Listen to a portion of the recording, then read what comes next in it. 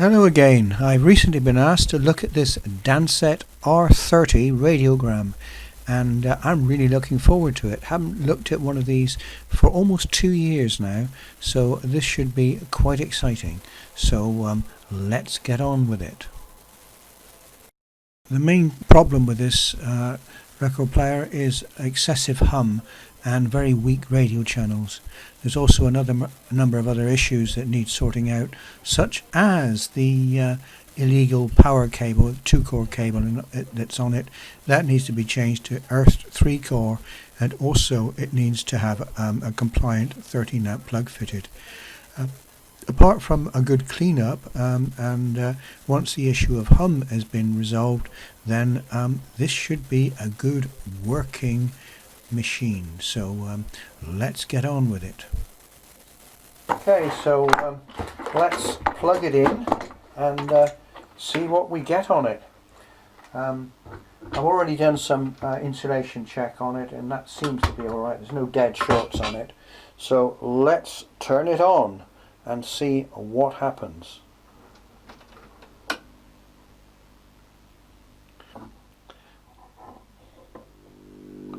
Oh, here we go.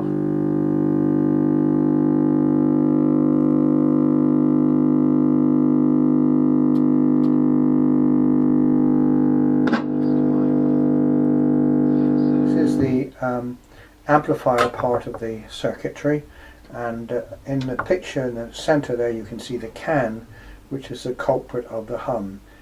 It's C18, A, B and C. I'm not absolutely sure what the capacitance of each of those internal capacitors are at the moment. I'm going to have to look at the circuit diagram and dig out some more to find that, but that's what needs replacing. Now it's very unlikely that we're going to be able to get anything like that. Can capacitors now are almost impossible to obtain, so it will be not removed but disconnected underneath, and the equivalent capacitors fitted, and that can be quite an effort. They maybe have to be remote from it because there is hardly any space at all under that PCB. So we'll have a look at that in a minute, and we'll get something sorted out. First of all, let's have a quick look at the circuit diagram. So this is the circuit diagram of the radiogram, and the fault, the hum, is being caused by the smoothing in reservoir capacitors, and they consist of C1A, which is this one, colour that one in for you, and this one, and surprisingly you would think it might be that one, but it's actually the cathode bypass capacitor is included in the can as well, which is this one. So in order to sort the problem, I jury-rigged capacitors across them, but first of all disconnected them. Now, removing the can from one of these chassis is not the easiest thing. It's soldered in by tags all around the can, and it's very easy to overheat the printed circuit board and also to destroy some of the connections on it. So what I've done in this instance is actually cut the PCB at strategic points, so that the existing can is actually isolated. So I made a cut on this one. I actually cut here, so I disconnected the PCB there, cut there, and on this one I cut here. So the capacitors were completely isolated. I then added in a cap here, I added in another one here, and I added in a third one here. So the 3 new caps were now in place, with the original being isolated.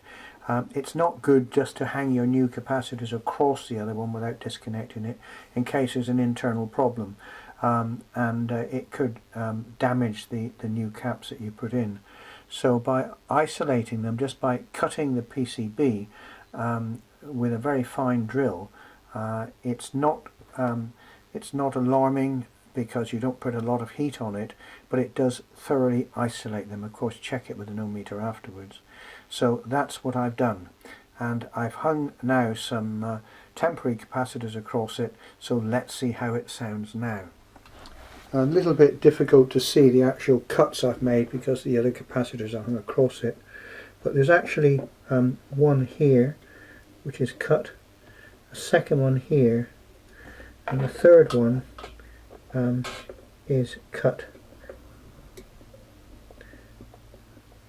there, so that the main capacitor is actually completely isolated, which is what I wanted to achieve. So let's turn it on now and see how that sounds. Make sure there's nothing shorting out here. Bit of a mare's nest, but let's see how it sounds.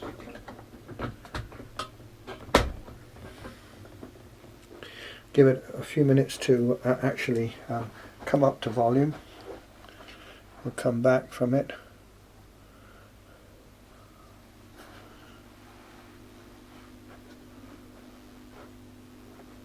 And there it is. It's on. There's noise. Let's put it onto a radio channel. I love a chocolate cake, don't get me wrong, but in Asian weddings and birthdays, have a much lighter, fluffier cake, and usually made up of lots of egg whites, almost souffle-like in texture. It's really, really soft.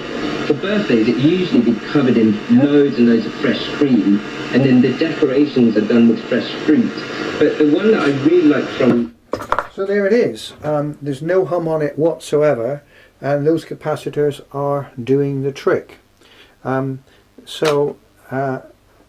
It now remains for me to actually take those caps out, tidy them up, put them in a nice little bundle, and wire them in under this gap here, so that they have to be above the chassis because there's no room beneath it. So I'll utilize that gap to put the new capacitors in, and the other can being totally isolated without removing it. So that's the way I like to do it.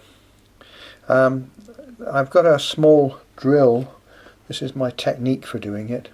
I've got a small drill which is here, and I just use a power supply and put that in. So this is a view of it now with the wiring tidied up and the capacitors mounted above the PC board so they don't get in the way when it's reassembled. And it's on now, and it's on full volume, and there is no hum.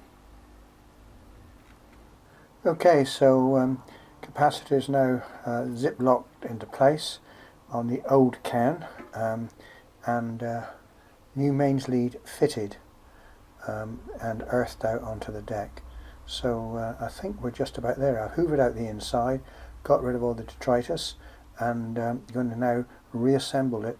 I've had to do a little bit of work on the deck. There was some stiction on that, but that's all been cleaned up. So let's put it all back together and try it. Well, that's it fixed. The radio's working on medium and long wave, but the acid test is, I suppose, to play a record. Now obviously for copyright reasons can't play much of it, but let's give it a go.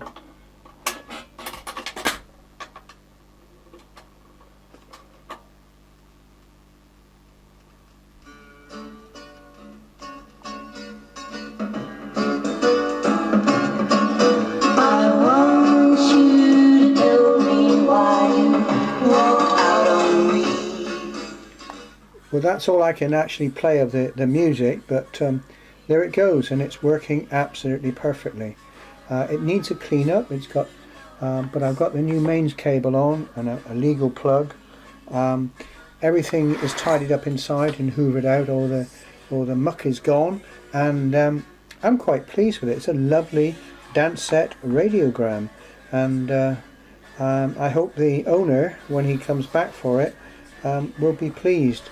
Restored from something that wasn't working, full of hum, record player wasn't working, and the radio wasn't working, but now, hey, it's looking good. So that's it for the Dansette Radiogram. This is just a general view of the workbench. As you can see, it's incredibly untidy because there are so many different elements involved in getting all this back together and working. The other thing I did was make some templates for the back of the control knobs. Couldn't do it with text, of course, but these are quite good, and they make the front of the machine look a lot tidier. So that's it.